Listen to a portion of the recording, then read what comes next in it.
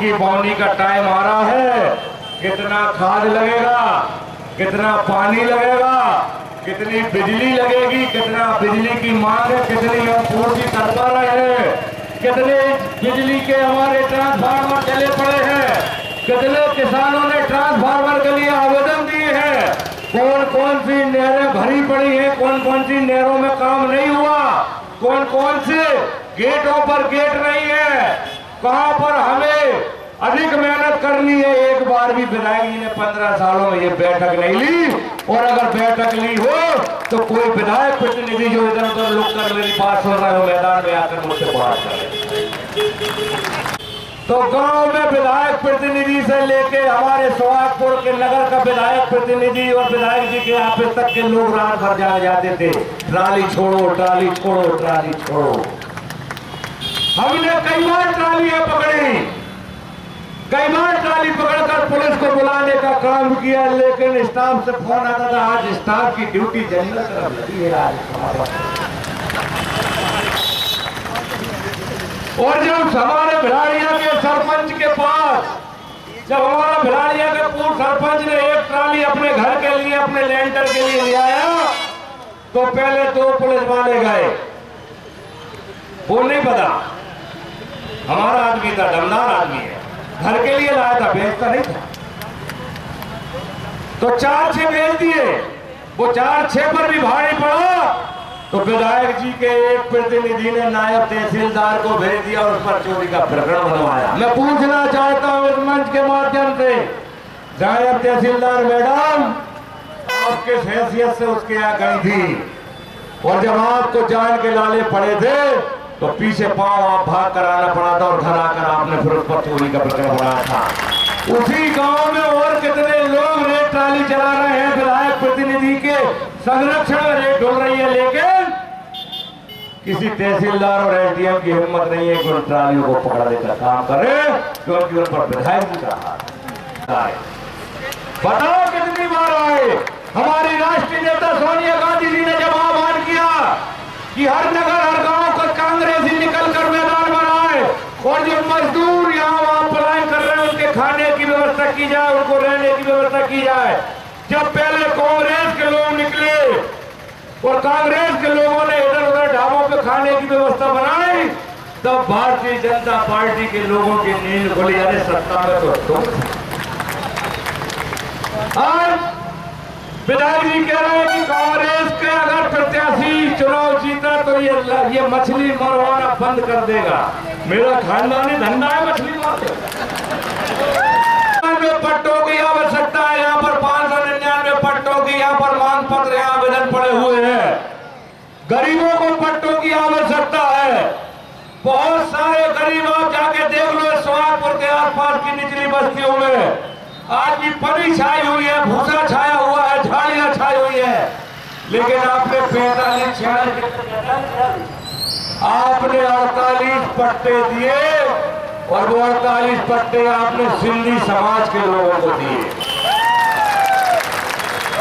मैं पूछना चाहता हूं इस शहर के गरीब लोगों से, अनुसूचित जाति जनजाति के लोगों से, अन्य पिछड़ा वर्ग के गरीब लोगों से, क्या यहाँ का सिंधी समाज पट्टों के लिए भूखा है? बताइए, क्या कोई भी दुकानदार ऐसी कोई दुकान है जो 3 मंजिला या 2 मंजिला से नीचे बनी हुई हो? उनके घर जाकर देखिए लेंटर बने हुए हैं, सबके पास करोड़ों की गोदाम है, करोड़ों का फेरो। आंगनबाड़ी वाली हमारी माता बहनों को धमकाने का काम मत करो। ये हम विचारों की लड़ाई है, ये सिद्धांतों की लड़ाई है। चुनाव जनता को करना है, आपके और हमारे बीच चुनाव होना है। इसमें लड़ाई झगड़े वाला काम मत करो, ये बात गलत है।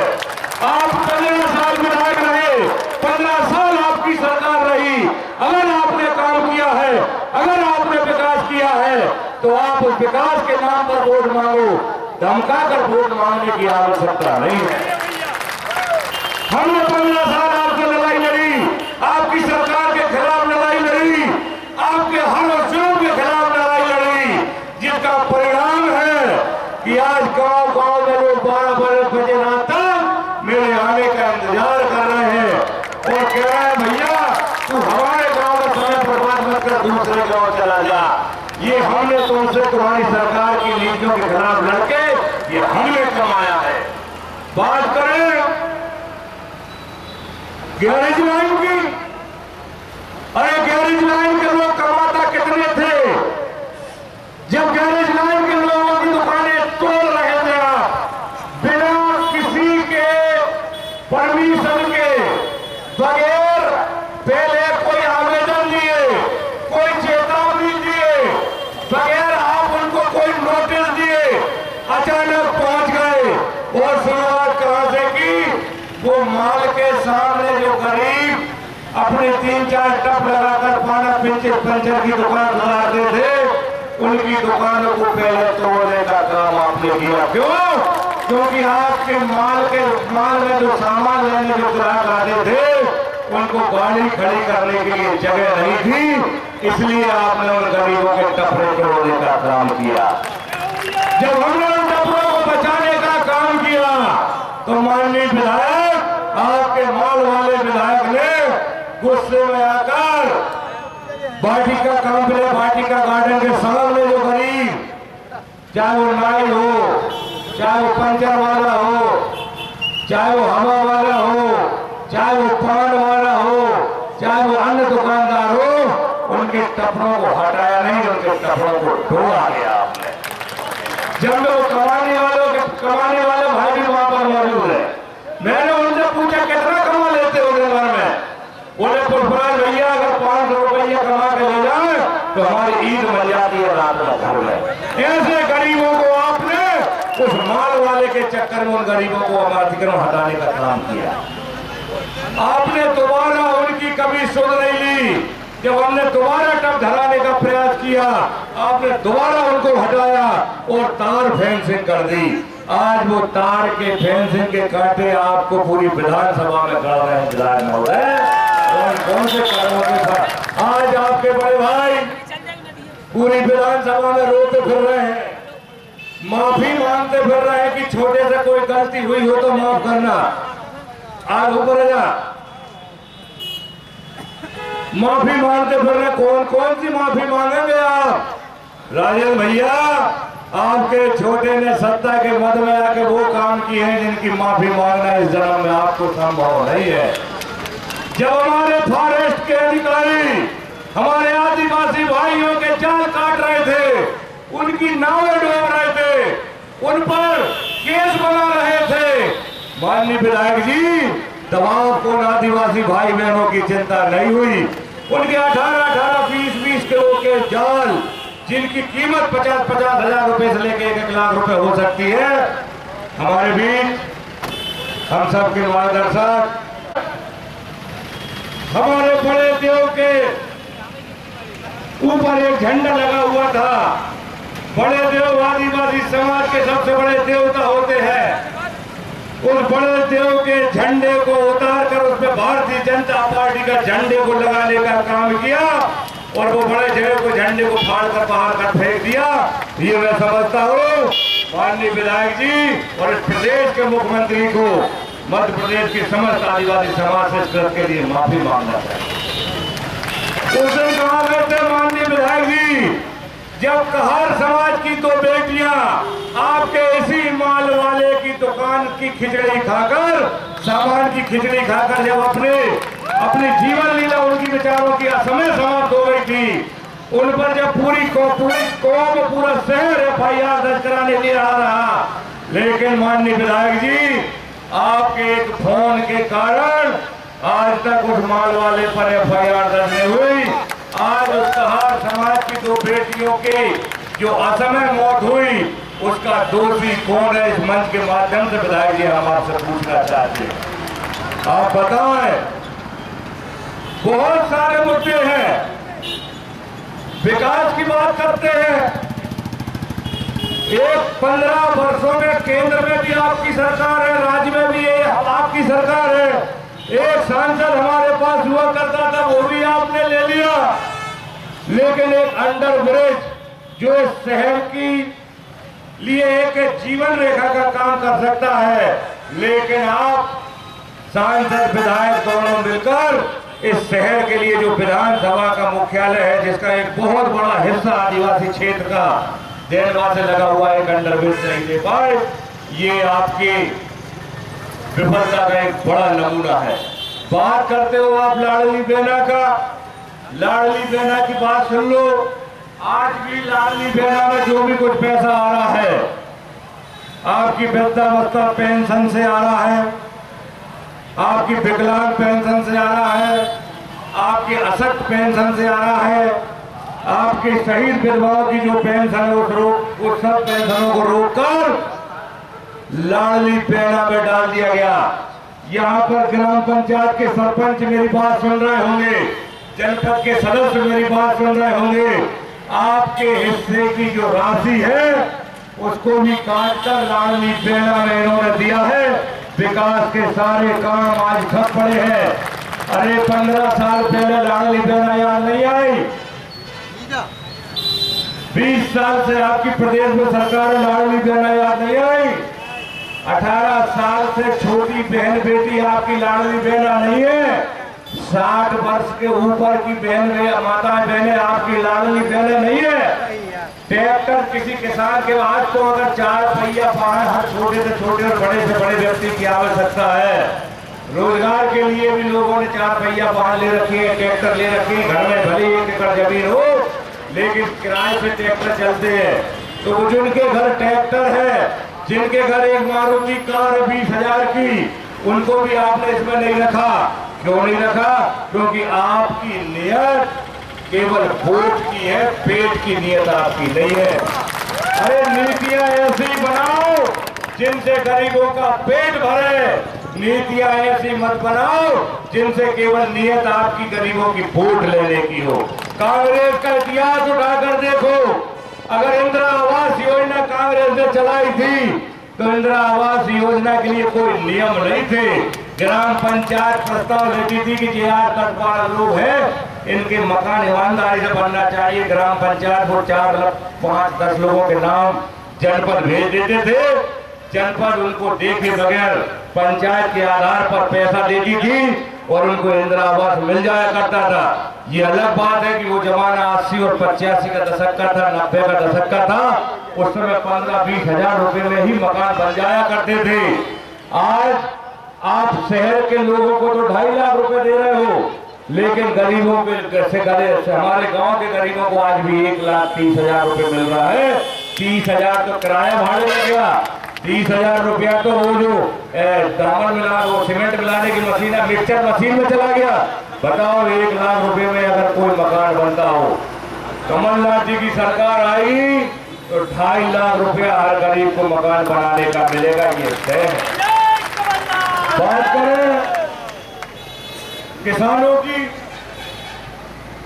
कोई किसान इस सभा में, यहां से वहां तक पूरी सभा भरी हुई है, कोई किसान और कोई भारतीय जनता पार्टी का भी किसान ये कह दे कि मुझे बिना दलाली के 1 बोरी यूरिया अगर मिल गया हो इन 5 सालों में, तो हाथ ऊंचा कर दे।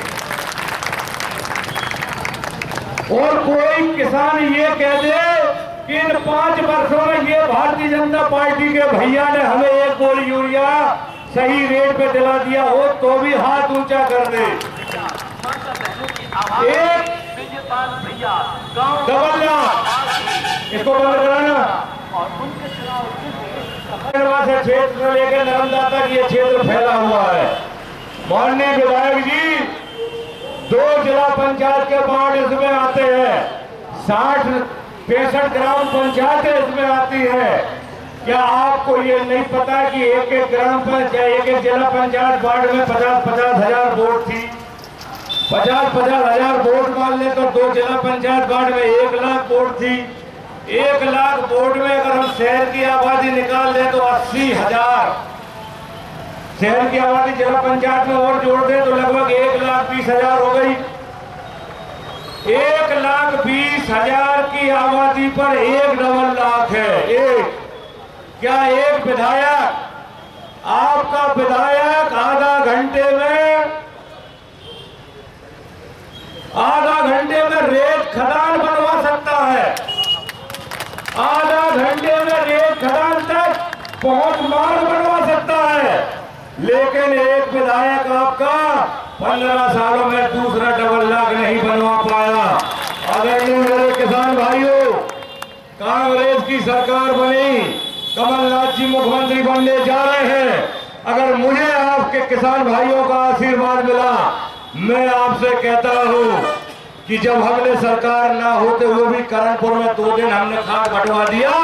सरकार बनने के बाद कम से कम 5 नगद खाद वितरण प्रणाली के केंद्र यहाँ पर रहेंगे, 4 इस तरफ और 1 हमारे आदिवासी किसान भाइयों के लिए पटरी के इस तरफ रहेगा।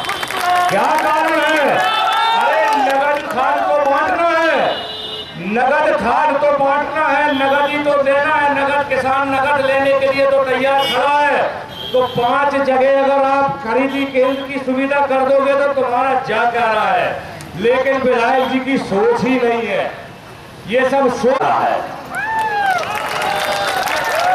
विधायक जी को चुनाव लड़वाने में माल खर्च करता है और यहाँ का ओरिजिनल विधायक जो माल वाला है उसने अपनी जाति के लोगों को 48 पट्टे दिला दिए। पट्टे की परिभाषा क्या है, किन लोगों को पट्टे दिए जाएंगे, हम 3 तारीख के बाद आपको बताएंगे। ऐसा नहीं है कि पट्टे मिल गए तो निरस्त नहीं होंगे। नियम विरुद्ध अगर पट्टे दिए गए हैं तो वो पट्टे निरस्त कराने का काम भी हम करेंगे। और जो अधिकारी दोषी अधिकारी हैं, मैं वचन देता हूं उन अधिकारियों को भी उनकी करने का फल हम देने का काम करेंगे। आज गांधी बाड़ में तालाब पर जो गरीब रह रहे हैं, अनुसूचित जाति जनजाति के लोग रह रहे हैं, अल्पसंख्यक समुदाय के लोग रह रहे हैं, जिनके आसपास आप जाकर देखो घूटे घूटे नालियों में पानी भरा हुआ है, कच्ची नालियां हैं, बेशरम की झाड़ियां हैं, उनको पट्टे नहीं मिले, उनको आवास नहीं मिला। आवास किनको मिला? जो माल वाले ने टिक कर दिया उसको आवास मिला। आज नगर पालिका अध्यक्ष कोई और है, लेकिन सीएमओ से आप बात करो तो नगर पालिका 2-3 लोग मिलकर चला रहे हैं और बात करते हैं विधायक की कांग्रेस का प्रत्याशी जीत गया तो 15-20 हजार लोग विधायक बन जाएंगे। अरे 18-20 हजार बापू ने संत सुहागपुर की है, बच्चा विधायक हुआ यहाँ का।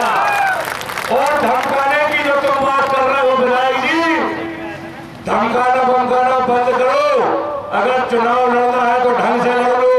अगर चुनाव धमकी पर उतर आए तो कसम भगवान की तबाह के रास्ते कर पाओगे।